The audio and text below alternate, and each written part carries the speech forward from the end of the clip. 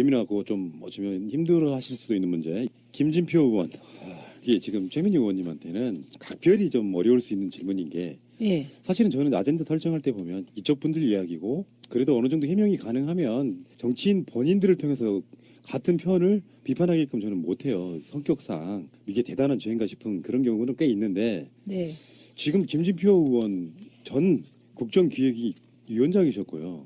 최민희 의원님이 활동하셨던 그 조직의 위원장이셨고 그래서 이제 뭐 힘드신 부분도 있겠지만 제가 여쭤보고 싶은 거는 우리 같은 보통 사람들이 봤을 때 김진표 의원은 정말 예상치도 못한 부분들이 뭔가 이렇게 튀어나와요. 네. 어쩔 때는 그게 대처가 잘 안 되기도 하고 뭐 우왕좌왕하기도 하고 그러는데 네. 지금 현재 상태로만 보면 문재인 대통령이 거의 대부분은 거의 잘하고 있으니까 네. 그 지지율도 막 100일 지나도록 80%가 넘어가고 뭐 지지율 숫자가 말하는 건 좀 웃기지만 다른 걸로 표현할 방법이 없지 않습니까? 예. 그런데 이런 게 저는 갑툭튀라고 보는 거예요. 김진표 의원의 종교인 과세는 위헌일 수 있다. 물론 제가 저희들이 지난주엔가 한번 이야기를 했어요. 네. 종교인 과세에 대한 이야기를 했는데 근데 이게 조금 새로운 버전이 나온 예, 거죠. 예. 새로운 버전이 두 가지가 나왔습니다. 하나는 종교인 과세가 위헌이라는 거 하나고요. 네. 또 하나는 이 과세 관련 시행령을 만들 때 교회 등 종교 단체에 대한 세무조사를 못하게 금지하자. 이 두 개가 새롭게 튀어나온 거죠. 이 사안과 관련하여. 네, 그러니까 그 부분을 말씀드리고 싶은 게 왜 이러시는 거냐는 거예요. 이거에 대해서 이 법안을 내놓고 김진표 의원께서 그 다음날 교회가 주는 상을 받았다. 이것 때문에 상을 받기 위해서 이렇게 한 거 아니냐. 이런 논란이 제기됐었죠, 처음에. 근데 그건 아니죠. 왜냐하면 상은요. 그렇죠. 네, 오래전에 결정하는 거고 보통 상 하나 주려면 그 위원회 만들어가지고 뭐 심사하고 이러기 때문에 그거는 아니고. 그럼 솔직히 우리 같은 사람들의 생각을 한번 말씀드려볼게요. 네. 종교인 특히 개신교인 일부 음. 개신교의 높으신 분들하고 거기에 이제 이렇게 친목 짬짬이 하시는 정치인들 싫어합니다. 그런데 그렇다 보니까 그분들은 국민을 위해서 싸운다기보다는 특정 교회 종교인들을 싸우는 것 같은 그런 느낌 때문에 싫은 거거든요. 그러니까 이제 푸나님이 제게 이 문제가 민감하다는 건 두 가지 같아요. 김진표 의원과의 관계.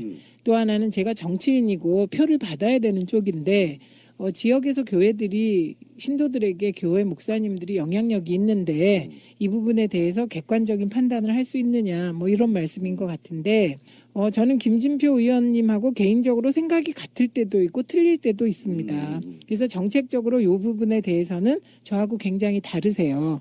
그래서 이 부분에 대한 생각이 또 다르다고 김진표 의원님 뭐 전체를 제가 뭐 부정하고 그럴 생각은 없습니다. 근데 이 종교인 과세 해야 돼요. 왜냐하면 이게 19대 국회에서 정말 어마어마한 논의를 거쳐서 종교인 과세 관련법이 통과됐는데요. 그때도 이번에 김진표 의원님께서 말씀하신 똑같은 내용으로 반론이 제기돼서 2년 유예를 한 겁니다. 그런데 또 2년 유예를 하자는 건 이 사안은 말이 안 됩니다. 저는 민생 관련 법안이라면 또 논의할 수 있다고 생각해요. 아주 그러니까 저소득층 지원과 관련하여 뭔가 미비해서 저소득층에게 더 뭔가를 해주기 위해서 2년 유예하자. 그런 거 뭐 논의할 수 있다고 생각하는데 이 부분은 그 해당 사항이 없고요. 그다음에 뭐 그때도 나왔어요. 정부가 종교단체에 소득을 부과할 만큼 준비가 안 돼 있다는 게 2년 전에도 나왔는데 또 똑같은 논리니까 그럼 정부는 뭐 했나. 이런 반감까지 생기는 사안임을 분명히 말씀드리고요. 그다음에 이제 이런 일반적인 얘기 외에 이제 이번에 또 위헌 판결론을 들고 나오셨어요. 근데 이 위헌 판결론을 요약하자면 이제 이 종교인 관련 소득세법 개정안이 시행되면 종교인들이 종교 단체로부터 이제 월급을 받잖아요. 소득이 생기면 이 소득세를 기타 소득으로 납부하실 수가 있어요. 그런데 이게 기타 소득으로 납부하거나 아니면 그냥 일반적으로 보통 사람처럼 근로소득으로 납부할 수가 있어요. 선택 사항입니다. 그런데 근로소득으로 신고할 경우 근로장려 세제 혜택을 받아요. 그럼 이게 이제 경우에 따라 다르지만 연간 최대 230만 원 정도를 지원받을 수가 있어요. 저소득 근로자의 경우. 그러니까 이게 좀 분류가 이상하지만 이제 목사님들 중에도 좀 소득이 낮은 분들은 근로소득으로 납부할 수 있는 거죠. 맞습니다. 그럼 장려금을 받으니까. 그런데 이게 형평성에 어긋나니까 위헌이다. 이런 주장이거든요. 근데 이게 말도 안 되는 게 강제면 위헌입니다.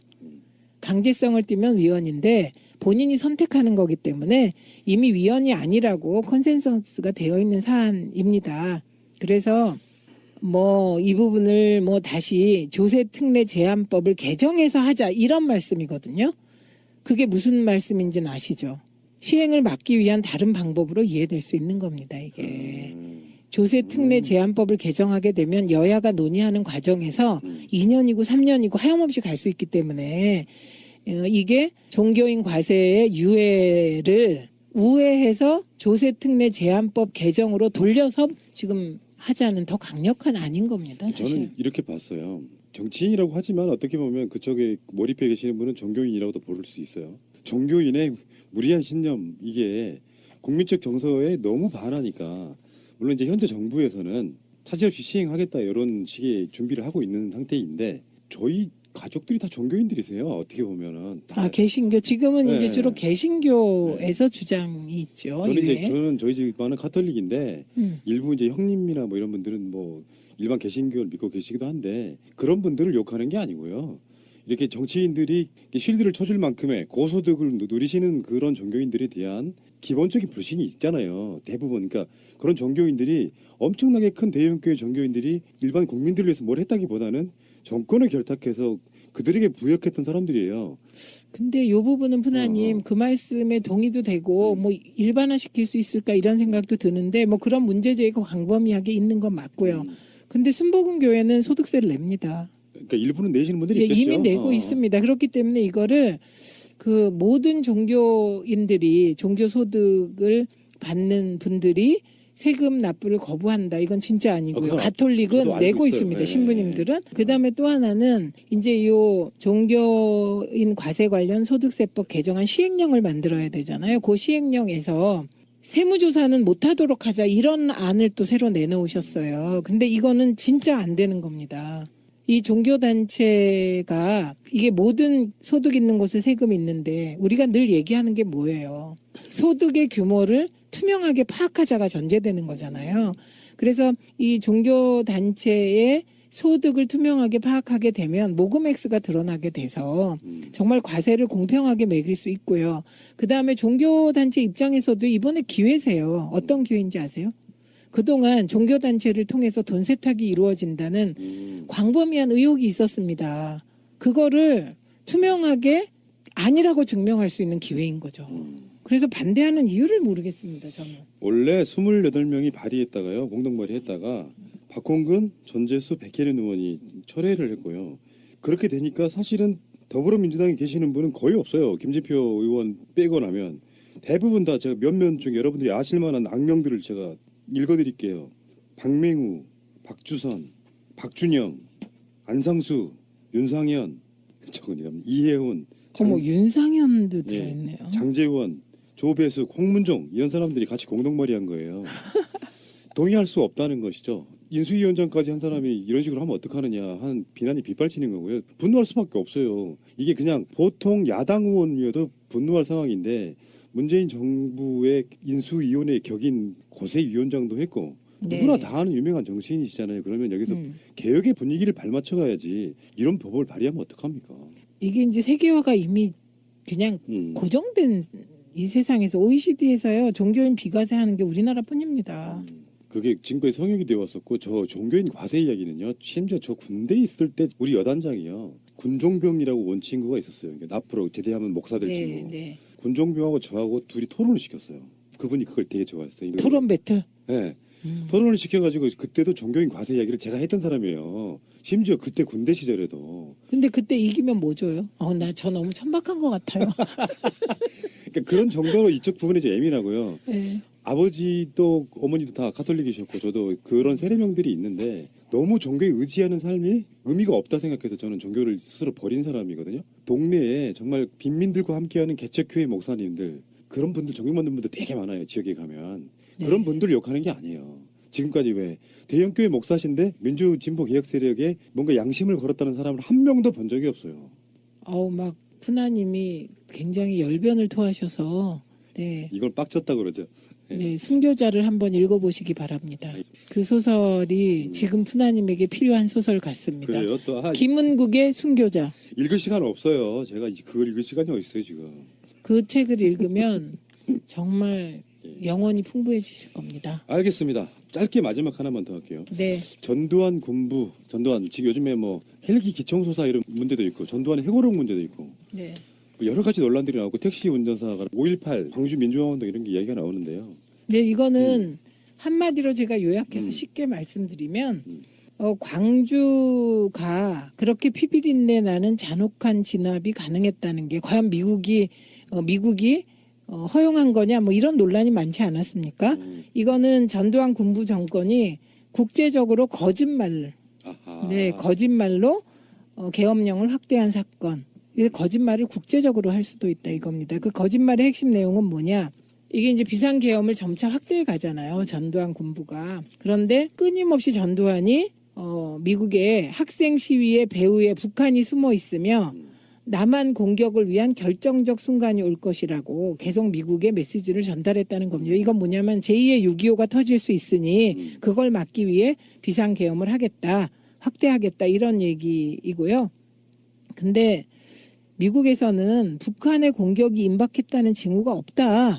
이렇게 했음에도 계속해서 전두환이 베트남처럼 되면 어떡하냐, 뭐 어쩌고 저쩌고 이러면서 본인이 정작 광주 시민들을 진압하는데 헬기를 진압에 동원했던 것이죠. 그래서 이런 거짓말, 그리고 이 거짓말이 지금도 통하고 있습니다.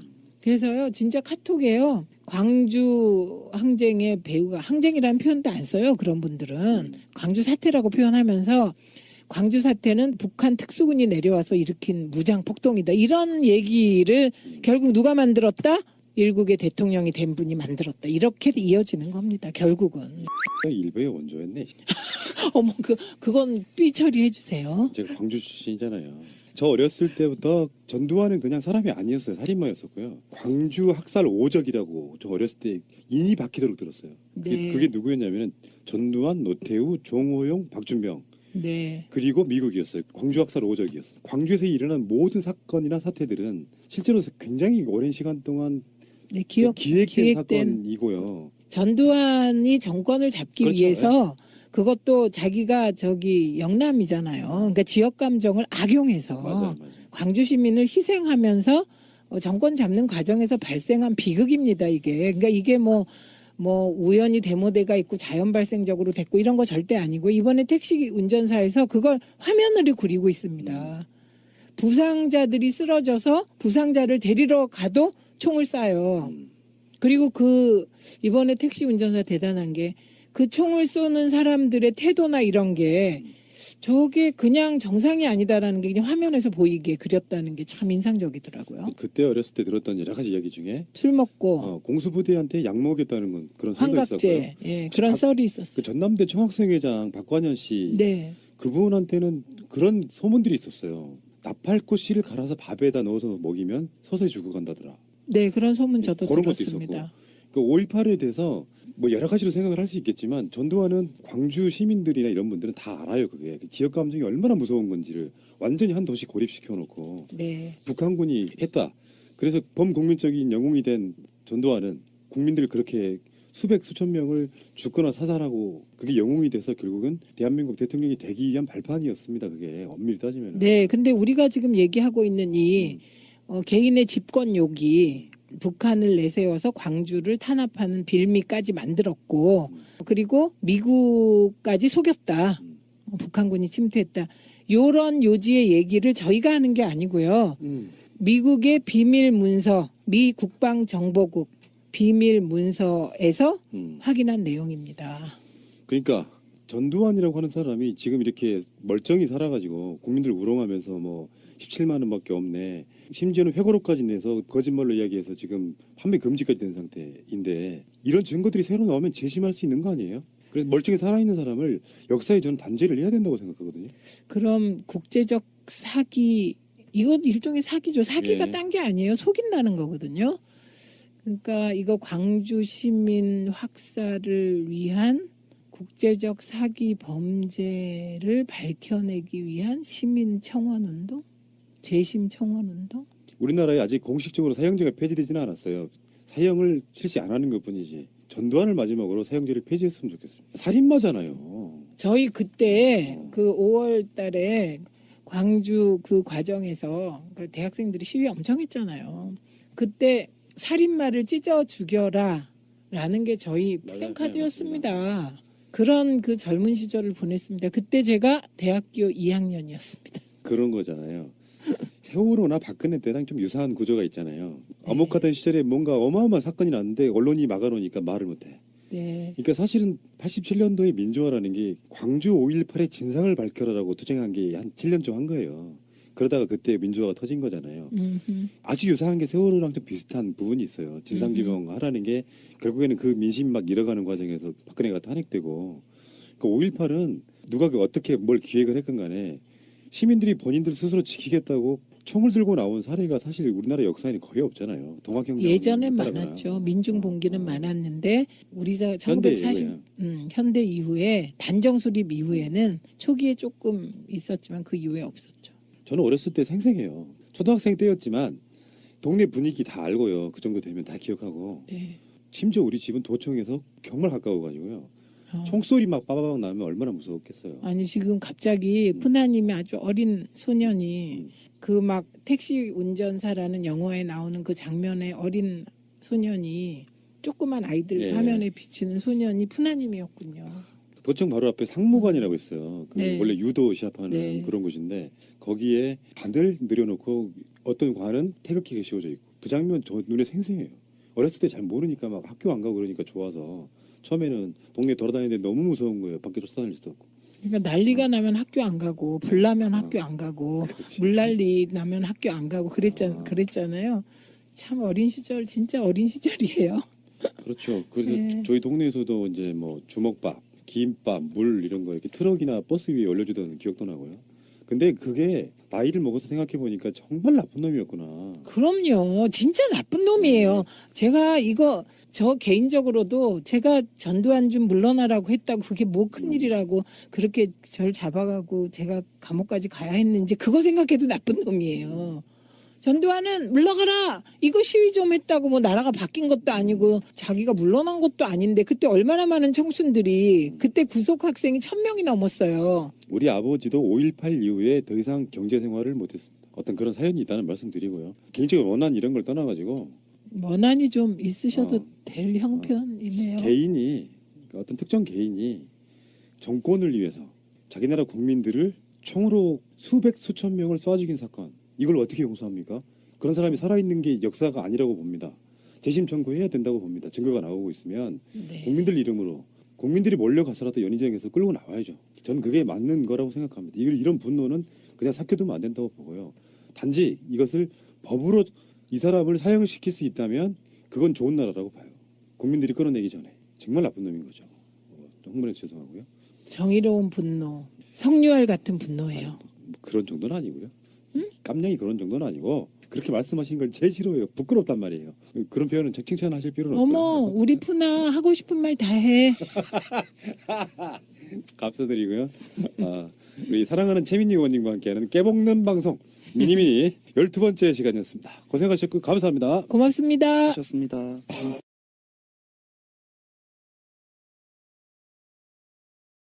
예민하고 좀 어쩌면 힘들어하실 수도 있는 문제. 김진표 의원, 이게 지금 최민희 의원님한테는 각별히 좀 어려울 수 있는 질문인 게 예. 사실은 저는 아젠다 설정할 때 보면 이쪽 분들 이야기고 그래도 어느 정도 해명이 가능하면 정치인 본인들을 통해서 같은 편을 비판하게끔 저는 못해요. 성격상 이게 대단한 죄인가 싶은 그런 경우는 꽤 있는데 네. 지금 김진표 의원 전 국정기획위 위원장이셨고요. 최민희 의원님이 활동하셨던 그 조직의 위원장이셨고 그래서 이제 뭐 힘드신 부분도 있겠지만 제가 여쭤보고 싶은 거는 우리 같은 보통 사람들이 봤을 때 김진표 의원은 정말 예상치도 못한 부분들이 뭔가 이렇게 튀어나와요. 네. 어쩔 때는 그게 대처가 잘 안 되기도 하고 뭐 우왕좌왕하기도 하고 그러는데 네. 지금 현재 상태로만 보면 문재인 대통령이 거의 대부분은 거의 잘하고 있으니까 네. 그 지지율도 막 100일 지나도록 80%가 넘어가고 뭐 지지율 숫자가 말하는 건 좀 웃기지만 다른 걸로 표현할 방법이 없지 않습니까? 예. 그런데 이런 게 저는 갑툭튀라고 보는 거예요. 김진표 의원의 종교인 과세는 유연일 수 있다. 물론 저희들이 지난주엔가 한번 이야기를 했어요. 이런 정도를 지원받을 수가 있어요. 저소득 근로자의 경우. 그러니까 이게 좀 분류가 이상하지만 이제 목사님들 중에도 좀 소득이 낮은 분들은 근로소득으로 납부할 수 있는 거죠. 맞습니다. 그럼 장려금을 받으니까. 그런데 이게 형평성에 어긋나니까 위헌이다 이런 주장이거든요. 근데 이게 말도 안 되는 게 강제면 위헌입니다. 강제성을 띠면 위헌인데 본인이 선택하는 거기 때문에 이미 위헌이 아니라고 컨센서스가 되어 있는 사안입니다. 그래서 뭐 이 부분을 뭐 다시 조세특례 제한법을 개정해서 하자 이런 말씀이거든요.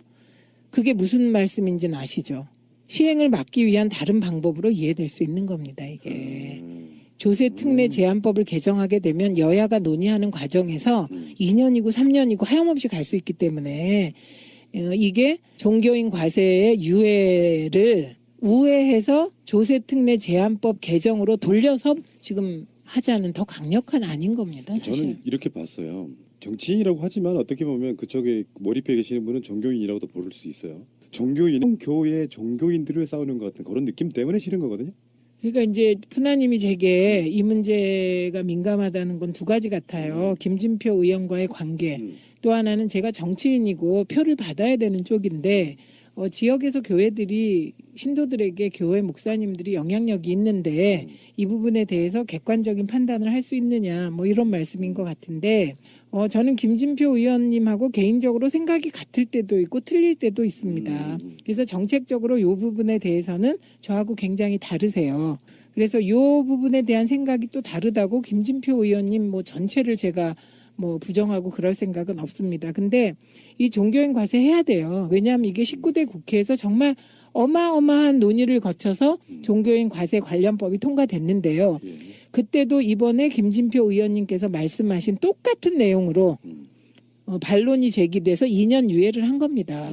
그런데 또 2년 유예를 하자는 건 이 사안은 말이 안 됩니다. 저는 민생 관련 법안이라면 또 논의할 수 있다고 생각해요.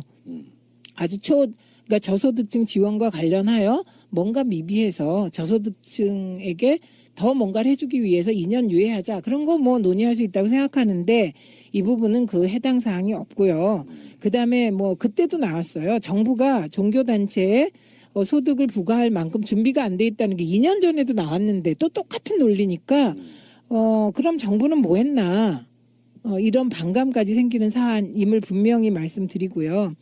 그다음에 이제 이런 일반적인 얘기 외에 이제 이번에 또 위헌 판결론을 들고 나오셨어요. 근데 이 위헌 판결론을 요약하자면 이제 이 종교인 관련 소득세법 개정안이 시행되면 종교인들이 종교 단체로부터 이제 월급을 받잖아요. 소득이 생기면 이 소득세를 기타 소득으로 납부하실 수가 있어요. 그런데 이게 기타 소득으로 납부하거나 아니면 그냥 일반적으로 보통 사람처럼 근로소득으로 납부할 수가 있어요. 선택사항입니다. 그런데 근로소득으로 신고할 경우 근로장려 세제 혜택을 받아요. 그럼 이게 이제 경우에 따라 다르지만 연간 최대 230만 원. 종교인 과세에 대한 이야기를 했는데 근데 이게 조금 새로운 버전이 나온 거죠. 새로운 버전이 두 가지가 나왔습니다. 하나는 종교인 과세가 위헌이라는 거 하나고요. 또 하나는 이 과세 관련 시행령을 만들 때 교회 등 종교단체에 대한 세무조사를 못하게 금지하자. 이 두 개가 새롭게 튀어나온 거죠. 이 사안과 관련하여. 네, 그러니까 그 부분을 말씀드리고 싶은 게 왜 이러시는 거냐는 거예요. 이거에 대해서 뭐 이 법안을 내놓고 김진표 의원께서 그 다음날 교회가 주는 상을 받았다. 이것 때문에 상을 받기 위해서 이렇게 한 거 아니냐. 이런 논란이 제기됐었죠, 처음에. 근데 그건 아니죠. 왜냐하면 상은요. 그렇죠. 네, 오래전에 결정하는 거고 보통 상 하나 주려면 그 위원회 만들어가지고 뭐 심사하고 이러기 때문에 그거는 아니고. 그럼 솔직히 우리 같은 사람들의 생각을 한번 말씀드려볼게요. 네. 종교인 특히 개신교인 일부 개신교에 높으신 분들하고 거기에 이제 이렇게 친목 짬짬이 하시는 정치인들 싫어합니다. 그런데 그렇다 보니까 그분들은 국민을 위해서 싸운다기보다는 특정